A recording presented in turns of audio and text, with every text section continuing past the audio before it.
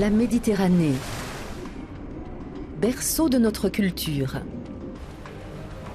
Née il y a des millions d'années de la rupture de la digue qui fermait le détroit de Gibraltar, elle est devenue une mer d'une inestimable diversité. Peuplée de créatures de légende,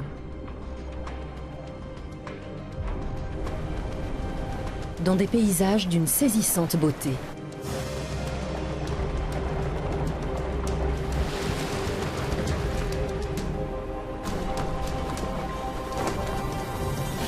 Nous partons en expédition sur les flots, par la terre et dans les airs pour voir comment se porte aujourd'hui notre Méditerranée.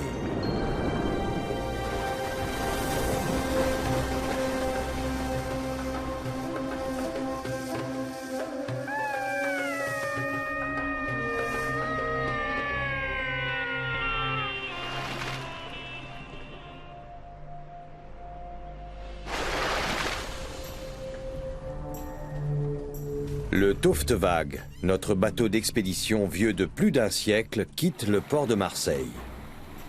À son bord, une équipe de biologistes et de caméramans à la recherche des animaux qui peuplent les mythes et les légendes de la Méditerranée.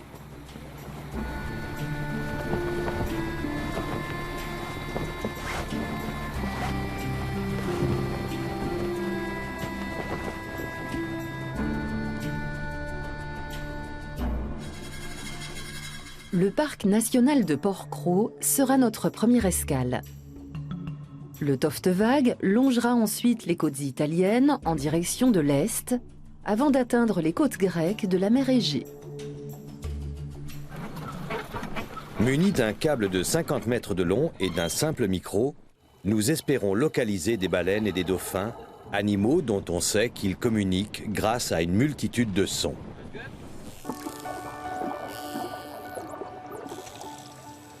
On sait aujourd'hui que les dauphins parlent leur propre langue. Ils ont même des dialectes et s'appellent entre eux par des noms.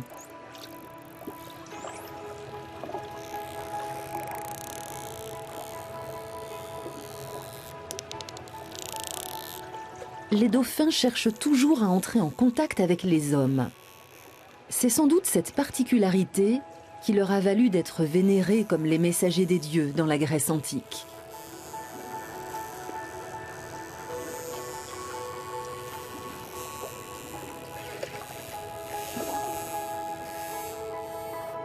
Lors d'une rencontre, nous pouvons non seulement entendre les dauphins, mais aussi les sentir sur notre peau grâce aux ultrasons qu'ils émettent.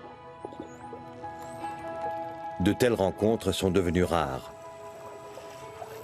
Mais nous avons de la chance, car dès le 3e jour, notre attente est récompensée. Nous repérons un groupe de grands dauphins et de dauphins communs à bec court. Une telle alliance n'augure rien de bon. Si les deux espèces se retrouvent, c'est pour mieux pouvoir chasser. En effet, lorsque les individus d'une espèce sont devenus trop peu nombreux, ils ne parviennent plus à former un bataillon de chasse efficace. Ils sont maintenant suffisamment prêts pour que nous puissions les photographier et les identifier. En cabine, nous comparons les photos de leurs nageoires dorsales avec celles de nos archives. Chez les dauphins, les nageoires dorsales sont l'équivalent de nos empreintes digitales. Elles sont propres à chaque individu. Nous chargeons les images dans une base de données en réseau afin que tous les chercheurs du bassin méditerranéen puissent les comparer avec leurs propres clichés. C'est un premier pas pour mieux comprendre la migration des dauphins. Les grands dauphins à gros nez peuvent vivre jusqu'à 20 ans. Il y a donc de fortes chances de retomber sur le même spécimen.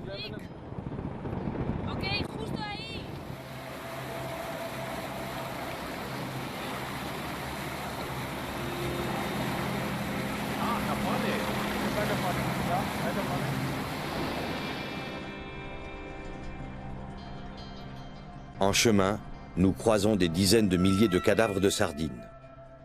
Pour obtenir 1 kilo de poisson consommable, les chalutiers peuvent remonter jusqu'à 100 kilos d'animaux mourant dans leurs filets, qu'ils rejetteront ensuite à la mer. Un vrai gaspillage pour les dauphins, qui ne sont pas des charognards. les messagers des dieux ont-ils encore un avenir?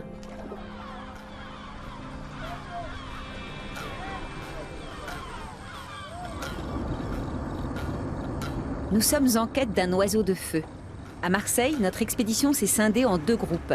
Le premier a pris la mer, alors que le second longe la côte en direction de la Camargue. C'est ici que des milliers de Flamands reviennent chaque printemps après avoir pris leur quartier d'hiver en Afrique.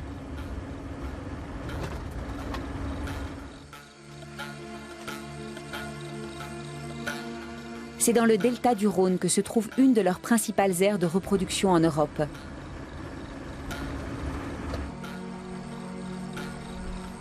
Véritable entrelac de marais, d'étangs et de salins, le parc de Camargue dans le sud-ouest de la Provence fait figure de contrée sauvage.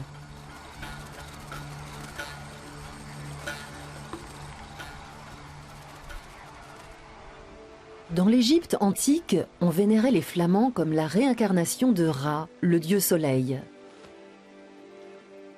Et dans la Grèce antique, le flamand n'était autre que le légendaire phénix. Un oiseau omniprésent dans les mythes de l'Antiquité. Une créature calcinée qui renaît de ses cendres sous la forme du phénix.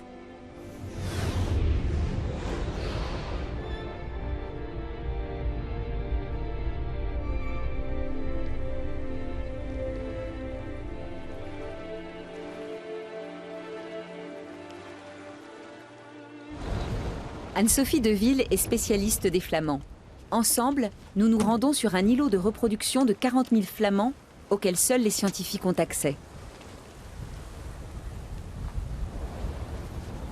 Mais Anne-Sophie, ils n'ont pas peur de bateaux? Non, c'est une forme qu'ils connaissent et qui les effraie pas. Ah.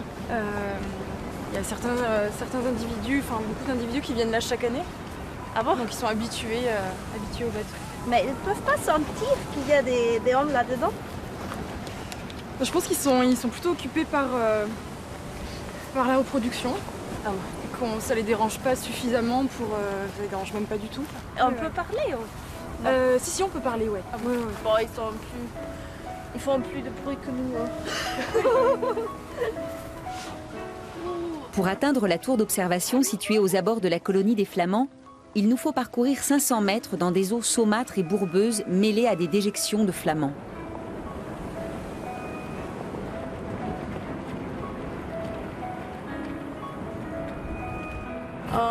Il faut tourner. À droite. Oui, à droite. Comme ça? C'est très fort avec le vent. Ça peut tomber en fait. Alors effectivement, s'il y a beaucoup de vent, ça peut tomber. On évite de sortir quand il y en a trop. Et... Oui.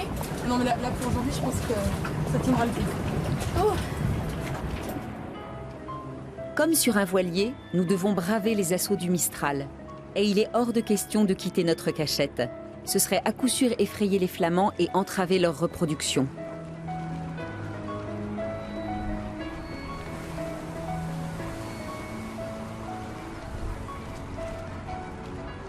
Dans les années 1970, il n'y avait quasiment plus d'air naturel de reproduction en Camargue. L'île Fangassie a donc été artificiellement créée. Depuis, les légendaires oiseaux de feu y reviennent chaque année.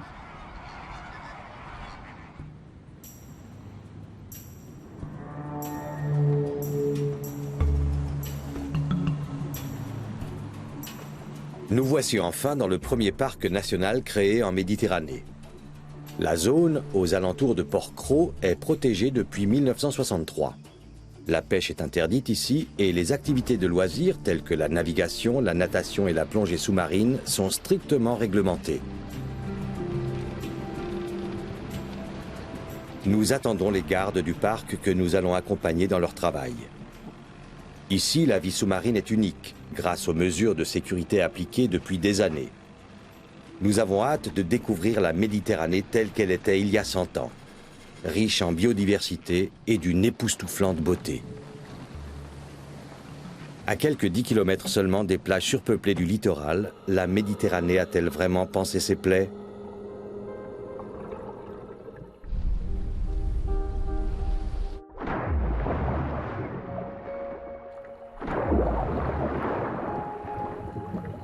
La population de mérou intéresse particulièrement les gardes. Ce poisson a presque disparu des fonds marins partout ailleurs. Au passage, l'équipée constate déjà que certains poissons, comme le labre vert, sont ici sensiblement plus grands qu'ailleurs en Méditerranée.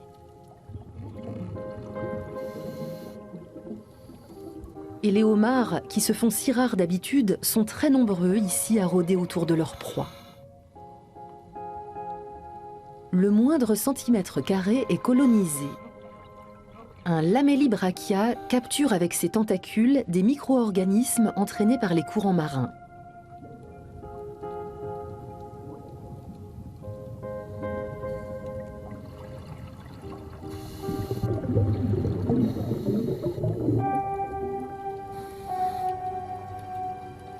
Et soudain, un mérou d'environ 20 kilos fait son apparition. C'est le plus grand que nous ayons jamais vu en Méditerranée. Nous ne parvenons pas à suivre ce géant, mais un deuxième spécimen encore plus gros se cache derrière un autre rocher. Qu'un mérou laisse des plongeurs s'approcher de lui n'a rien d'étrange. Ces poissons restent toute leur vie sur le même territoire et les nouveaux venus attisent leur curiosité. Ce qui fait d'ailleurs d'eux des proies faciles pour les pêcheurs à l'arbalète. Les mérous détectent leurs proies de loin sans même les voir. La ligne latérale de leur corps capte tout mouvement sur une grande distance. Le mérou arrive même à détecter les pulsations cardiaques des pieuvres.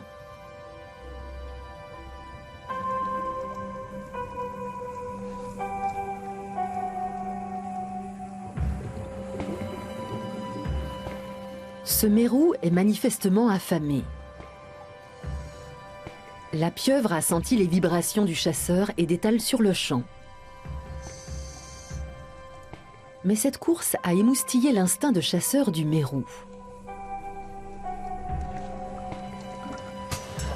L'ancre n'est d'aucun recours pour tenir le mérou à distance.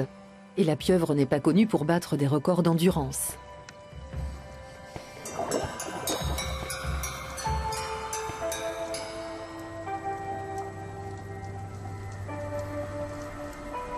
Épuisée, elle utilise ses derniers atouts en changeant de couleur et tente de paraître plus grande. Peine perdue.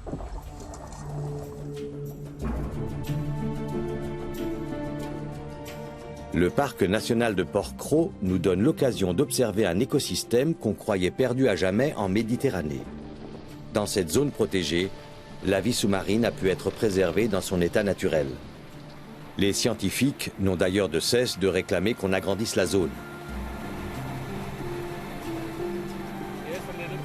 4 jours après notre départ de Porquerolles, nous arrivons près des côtes septentrionales corses et rencontrons des dauphins de ruisseau. Mais ils nous font clairement comprendre que nous ne sommes pas les bienvenus et que nous ne devons pas nous approcher davantage.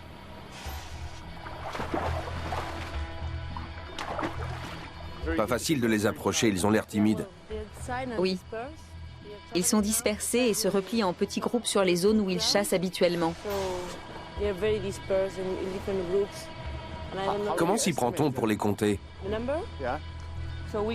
On les compte quand ils remontent à la surface. On compte et on recompte jusqu'à ce qu'on ait une idée précise de leur nombre. Ce groupe-là est composé de 20 à 30 dauphins.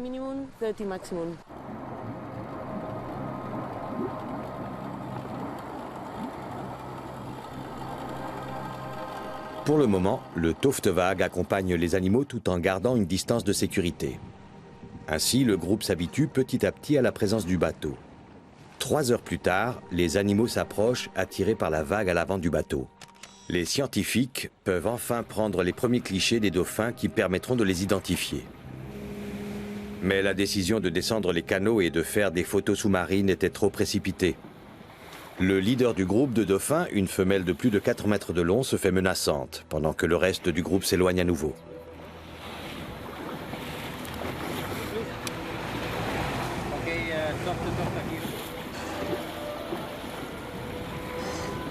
Deux heures s'écoulent avant que les animaux ne s'habituent à la chaloupe. Very good, Victor. Une petite astuce nous a finalement permis de faire des clichés sous l'eau. Nous nous laissons glisser le long d'une corde arrimée au bateau, si bien que les animaux ne sont pas inquiétés comme ils le seraient face à des plongeurs habituels.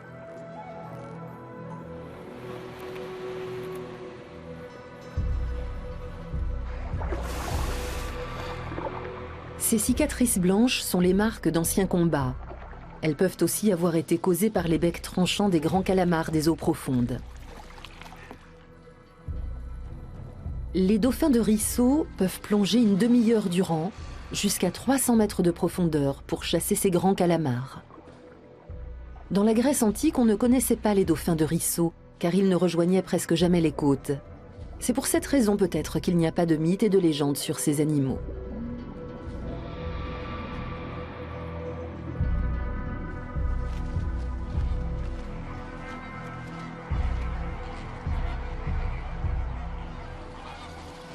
À la mi-mai, les flamands de l'île Fangassier en Camargue sont en pleine période de reproduction.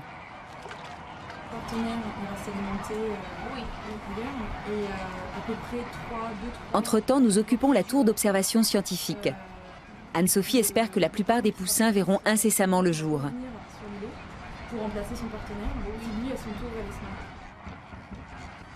L'éclosion ne saurait tarder. Mais cette année, le printemps a été froid et venteux. Et la reproduction a pris du retard. Est-ce que tu peux voir si tu vois les poussins? Il faut attendre qu'ils se lèvent pour faire la nationale pour avoir les poussins. Ah bon, ils sont encore parce qu'ils sont... Oui, alors, c'est pas, ils sont petits, j'imagine qu'ils ont quelques jours.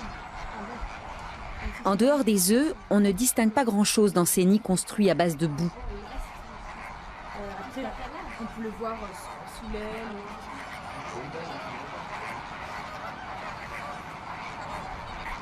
Mais tout finit par arriver. On raconte qu'à la fin de sa vie, le phénix légendaire a construit un nid. Il s'est assis dedans et a flambé comme une torche. Quand le feu s'est éteint, il ne restait plus qu'un œuf dans le nid. Et un nouveau phénix encore plus beau en sortit peu de temps après.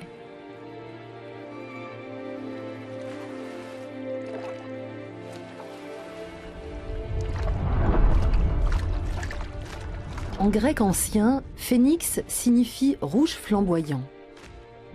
Et tout porte à croire que c'est le flamant rose qui a inspiré la légende du phénix. Dans l'Antiquité, le flamant passait pour un oiseau mystérieux.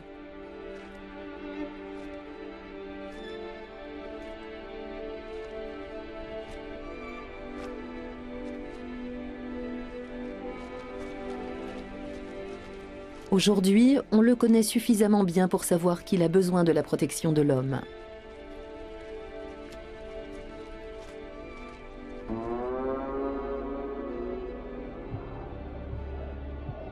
Le Minotaure, un être hybride à moitié humain et à moitié taureau, né de la relation amoureuse entre la reine de Crète et un taureau sorti des mers. Gardé prisonnier dans un labyrinthe, on donnait en pitance à ce monstre de jeunes vierges. Quel taureau des côtes méditerranéennes a été le modèle de cette créature légendaire?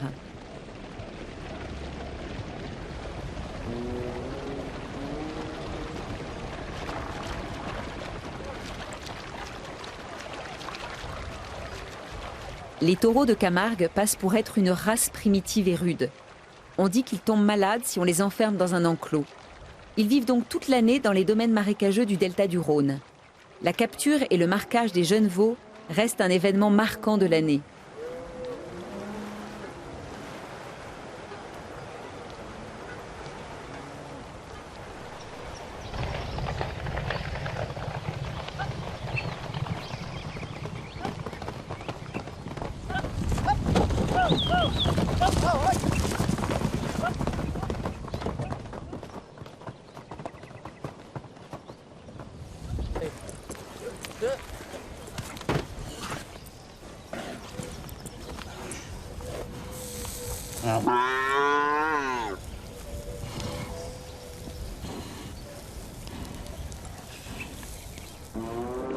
Le légendaire Minotaure aurait été vaincu par Thésée, le héros et futur roi d'Athènes.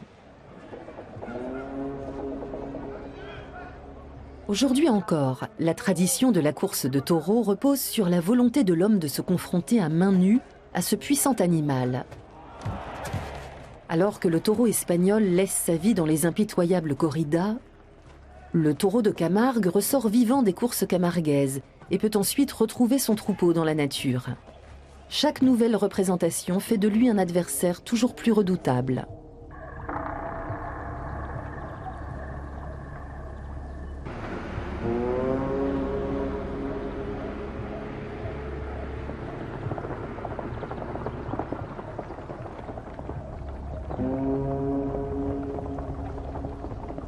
Le rouge du phénix et le noir du minotaure sont entrecoupés par la blancheur des chevaux semi-sauvages de Camargue.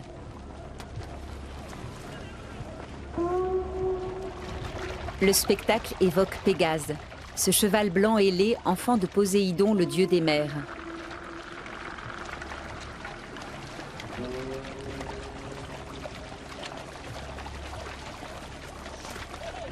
Les animaux légendaires, les mythes et les légendes puisent pour la plupart leur origine en Grèce.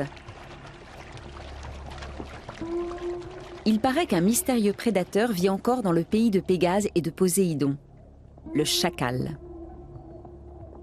Anubis, le dieu égyptien du désert et de la nécropole, est représenté par une tête de ce canidé.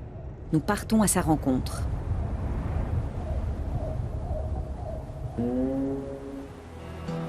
Le Toftewag se ferait un passage tant bien que mal dans le brouillard le long de la côte sud italienne. Ce n'est pas un hasard si les marins de l'Antiquité redoutaient les caprices de la météo. Leurs peurs ont engendré nombre de mythes et de légendes dont les animaux ne sont pas les seuls protagonistes. Ces histoires contiennent toujours un fond de vérité.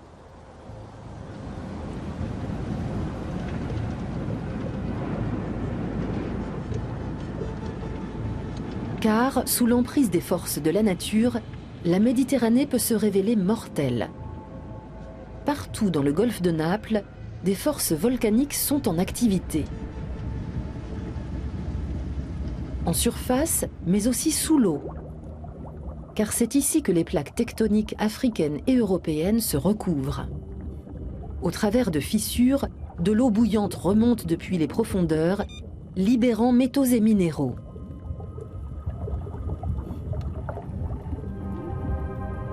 La vie n'en grouille pas moins autour de ces fumerolles empoisonnées, sources de soufre.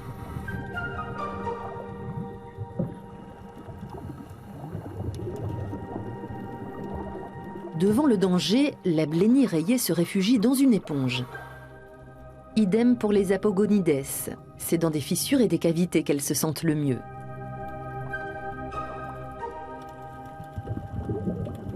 Mais le péril plane autour de l'antique ville portuaire de Baiae, qui tiendrait son nom d'un compagnon d'Ulysse. La ville entière a sombré sous la pression tectonique des plaques continentales. Il y a 2000 ans, Jules César et de nombreux notables romains avaient choisi Baiae comme lieu de villégiature. C'était sans compter sur la montée des eaux au cours des siècles qui suivirent, jusqu'à ce que la ville soit entièrement engloutie.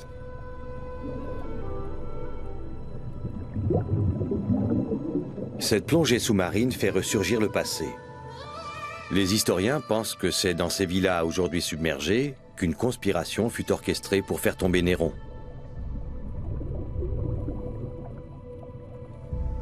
Voici les vestiges d'un chauffage par le sol, témoignant du luxe dans lequel vivait l'aristocratie romaine.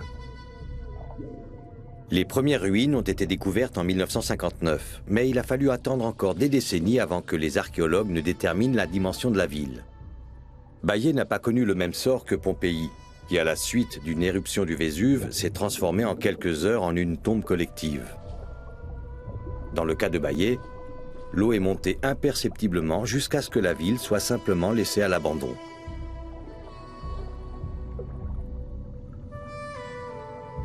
Les mouvements des plaques continentales européennes et africaines provoquent des failles, entraînant des montées et descentes des fonds marins. De ce fait, le front de mer se décale sans cesse. Un processus qui se poursuit encore aujourd'hui. Nous reprenons la mer. cap sur la Grèce en empruntant le détroit de Messine.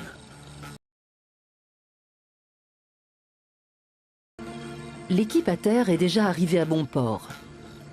C'est en Grèce, dans le delta de la Mesta, que se trouve la plus grande population européenne de chacals dorés. Elisabeth Schöntal connaît toutes les légendes mettant en scène cet animal considéré en Grèce et en Égypte comme le symbole de la mort. Les chacals déterraient les corps des morts à peine enterrés et mangeaient leurs entrailles pour en recueillir les bactéries intestinales. Le chacal est ainsi plus ou moins directement lié au culte de la mort. Ce n'est pas un animal très apprécié. Non, il n'a jamais été aimé. Il se cache bien et n'apparaît que de manière ponctuelle. Il est difficile à observer. C'est vraiment un animal à part.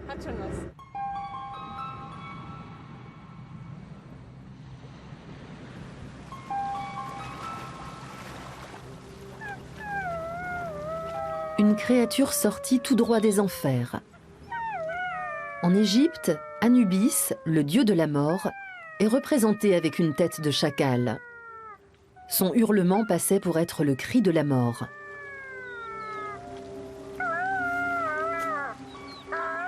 Dans les mythes et légendes de Méditerranée orientale, le chacal passe pour le messager du mal.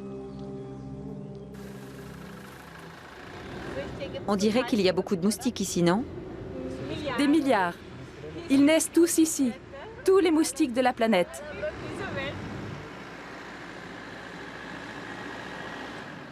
Ici, en face de l'île de Thasos, le fleuve Mesta se jette dans la mer.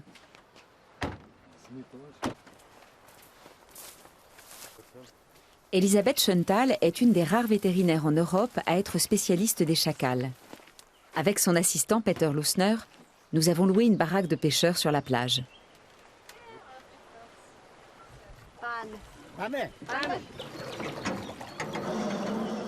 Les pêcheurs nous ont dit que tôt le matin, sur les bancs de sable au milieu du fleuve, on pouvait voir des chacals.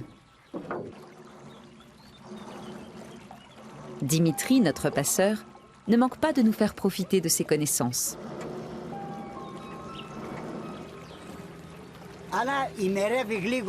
D'abord, on met de la nourriture devant la tanière du chacal. Ensuite, il faut crier le nom d'une personne à qui l'on souhaite jeter un sort. Si le chacal vient manger l'offrande, il arrivera un malheur à notre ennemi.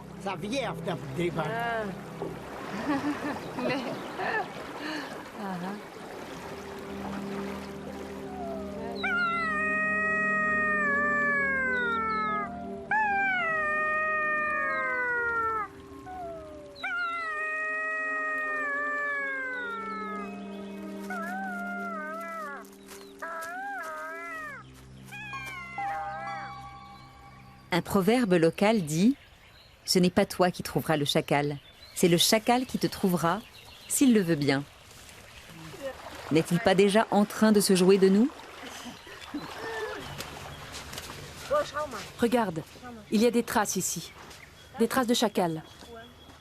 Suivons-les pour voir où elles mènent. Mais elle s'arrête là. Non, regarde, celle-ci continue. On a failli passer à côté. Quelqu'un nous aurait-il jeté le sort dont parlait le vieux passeur? Toujours est-il que nous venons de crever.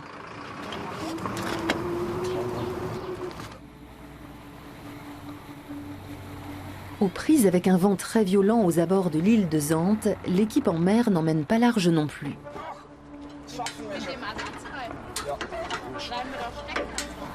Mais les anneaux de bois centenaires tiennent bon.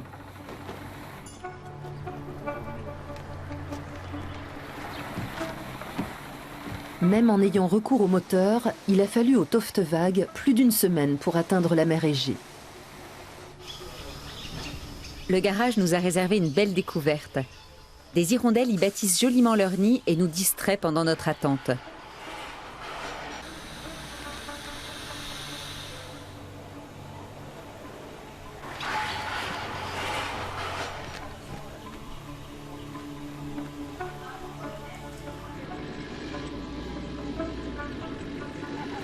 Le garagiste nous a indiqué un village en ruine où les chacals seraient légion.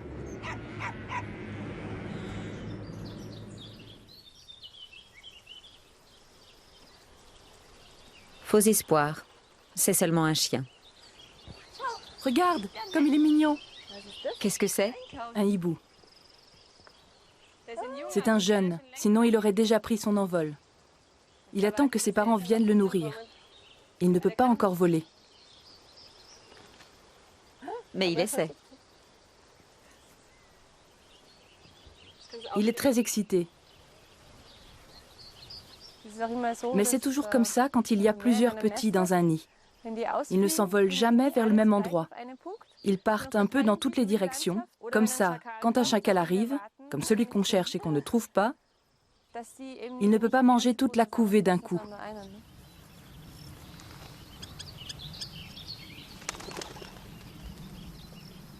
Tout agité, le petit hibou semble s'armer de courage pour se lancer dans de périlleux numéros de voltige.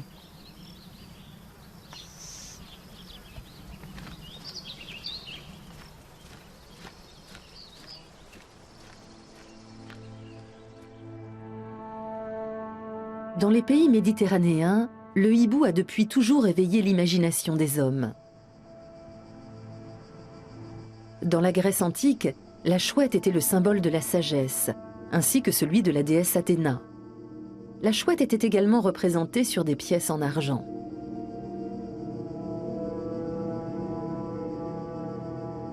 Le proverbe allemand « porter des chouettes à Athènes » signifie entreprendre quelque chose de superflu. Il fait référence à ces pièces de monnaie représentant la chouette et à la riche ville d'Athènes qui n'avait pas besoin de plus d'argent. Mais à l'instar du chacal, le hibou est aussi considéré comme un messager de la mort dans presque toutes les cultures occidentales. Son regard perçant et dur est censé prophétiser le malheur. Son cri serait un appel à le suivre en enfer. Les dauphins, justement, protégeaient les naufragés de l'enfer. Sur des pièces de monnaie antiques, on voit ces malheureux ramenés au rivage sur le dos de dauphins. Ce qui vaut à ces animaux d'être vénérés comme des envoyés de Dieu. De nos jours, il a souvent été rapporté que des dauphins aidaient des naufragés. Les scientifiques attribuent cela à un comportement inné de ces mammifères marins. Ainsi, ceux-ci ne quittent pas des yeux leurs compagnons blessés ou malades. Peut-être peuvent-ils ressentir l'urgence d'une situation chez les humains.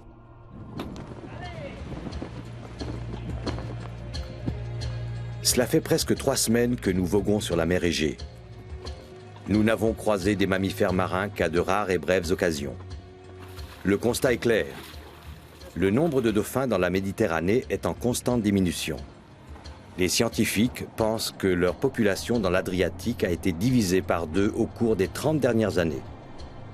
En l'absence de recherches systématiques et de données précises, la situation des animaux le long des 4000 km de la côte africaine reste quant à elle inconnue.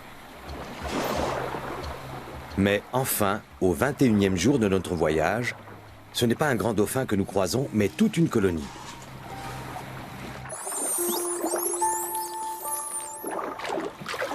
Environ 20 dauphins nagent autour du Toftewag dans une baie à l'abri du vent.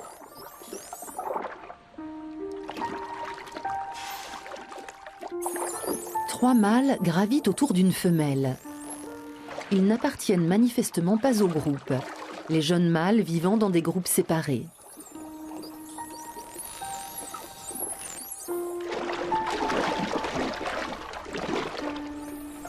Mais une femelle prête à s'accoupler les a visiblement attirés.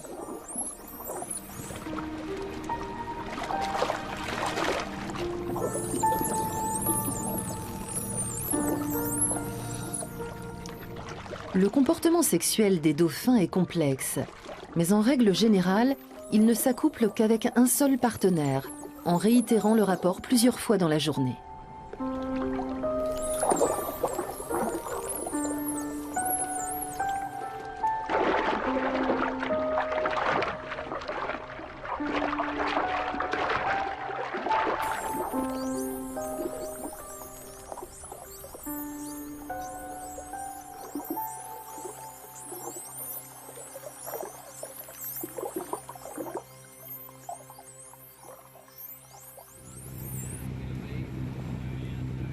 Nous poursuivons notre voyage dans la baie voisine.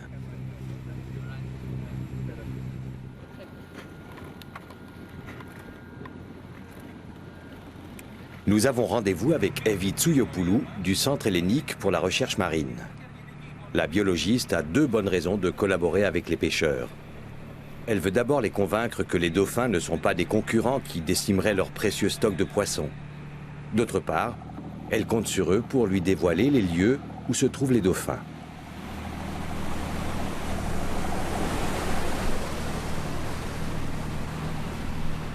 Des décennies durant, les pêcheurs ont tiré sur les dauphins parce que ces animaux intelligents pouvaient facilement dérober quelques poissons de leur filet.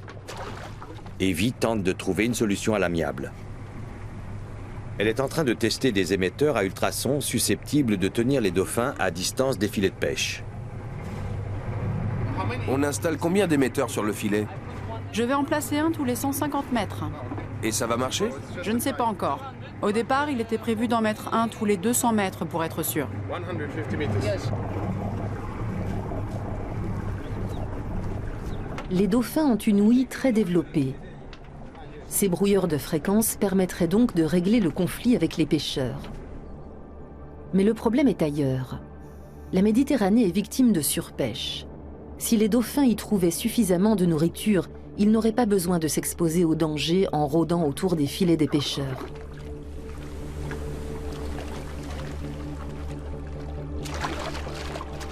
Nous voulons contrôler les émetteurs et vérifier que les ultrasons tiennent bien les dauphins à distance des filets de pêche.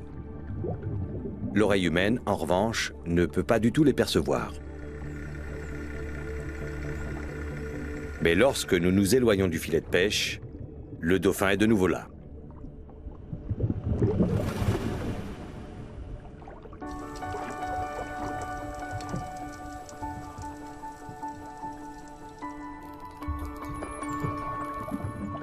Il se montre d'abord farouche, puis de plus en plus curieux. Il siffle et cliquette de manière de plus en plus insistante, comme s'il voulait en savoir plus sur nous.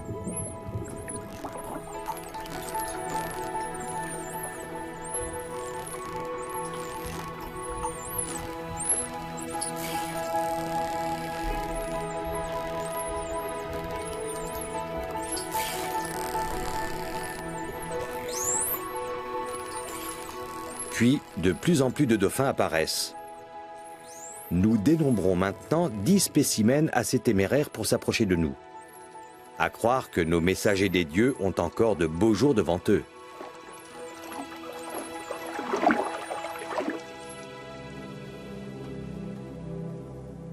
Vivant à l'abri des regards, le chacal a inspiré de nombreuses légendes. Les hommes ont toujours redouté ce qu'ils connaissent mal.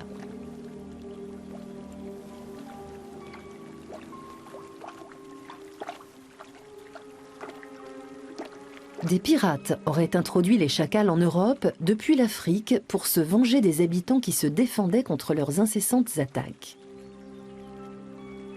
Depuis l'Antiquité, le chacal passe donc pour un monstre de l'enfer, un allié du diable, un chasseur sournois et un insidieux voleur d'oiseaux.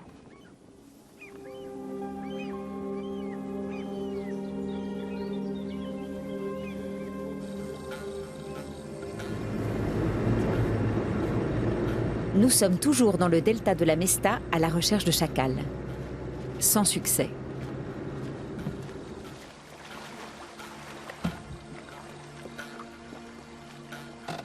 Nous nous rendons en canoë jusqu'à l'embouchure de la Mesta pour rejoindre la mer. L'idée de voir un chacal en chair et en os ne nous laisse plus aucun répit.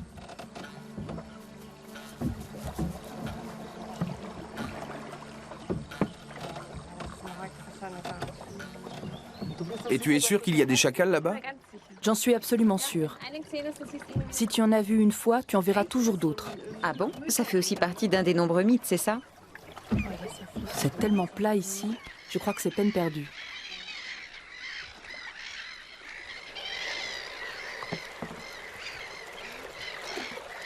Au bout de 3 heures, nous touchons enfin au but. La présence de mouettes indique que nous nous rapprochons de la mer. Elles entourent notre canoë et nous observent avec insistance. Créatures blanches, moitié femmes, moitié oiseaux, les mouettes aux chants envoûtants semblent incarner le mythe des sirènes, qui menaient les marins vers leur ruine. Pour les marins de l'Antiquité, Les mouettes étaient les âmes des hommes ayant péri en mer.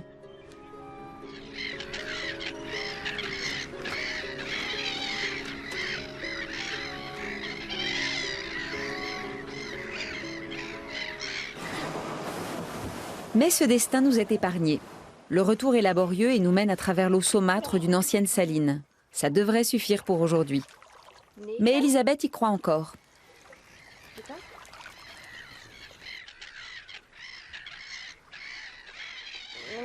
On ne peut pas encore les voir, mais je suis sûre qu'ils ne sont pas loin. Génial. Avec la tombée de la nuit, les cris des chacals paraissent de plus en plus surnaturels. En tout cas, ils sont là. Ils pleurent toujours. C'est leur cri de ralliement, ou d'appartenance à une tribu ou à une famille. Je suis en train de me faire dévorer par des moustiques.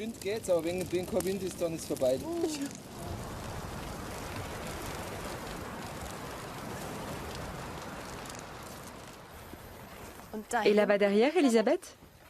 Ils pourraient bien être là-bas. Ils se cachent souvent dans les roseaux quand il fait chaud comme ça. C'est ça qui est génial. On ne les voit pas, mais on sait qu'ils sont là. Génial n'est plus vraiment le mot adéquat. Regarde, là, regarde. Un chacal doré. Il a l'air d'être blessé à la patte. Il nous a vus, mais il a l'air de s'intéresser à autre chose.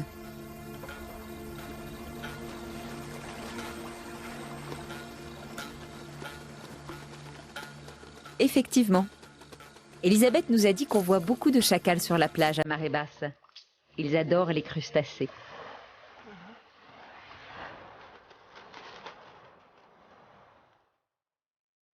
Le chacal est certainement le diable incarné pour ce crabe. Mais il se bat avec courage.